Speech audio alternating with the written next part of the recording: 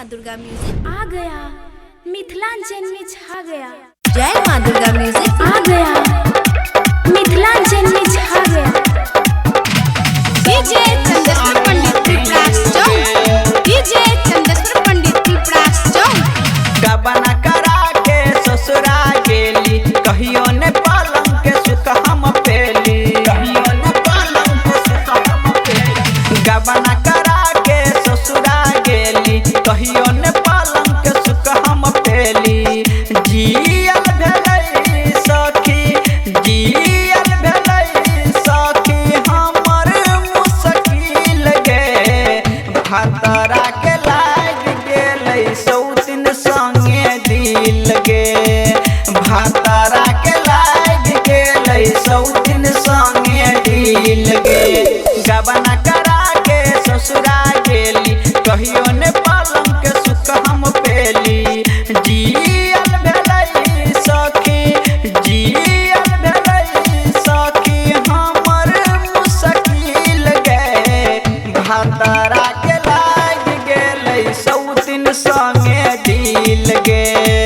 भातरा के लाग गेलै सौतिन संगे दिल गे। डीजे चंदेश्वर पंडित त्रिपुरास चौक, डीजे चंदेश्वर पंडित त्रिपुरास चौक।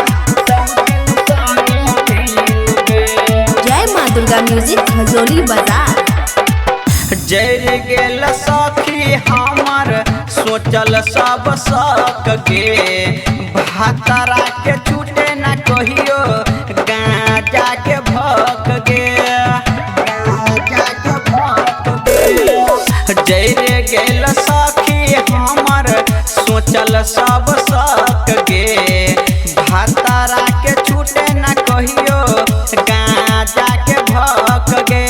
कानैया हमर बिंदिया बाली, कनका कहैया होठवा के लाली। रही जाय पैक हमर, रही जाय पैक हमर चोलिया के सील गे। भातरा के लाग गेलै सौतिन संगे दिल गे। भातरा के लाग गेलै सौतिन संगे दिल गे।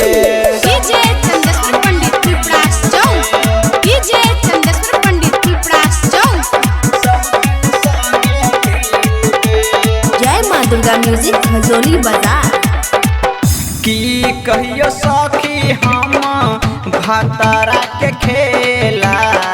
सूते दलन में हम रहै छी अकेला।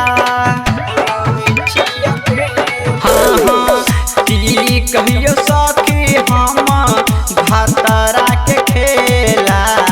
सूते दलन में हम रहै छी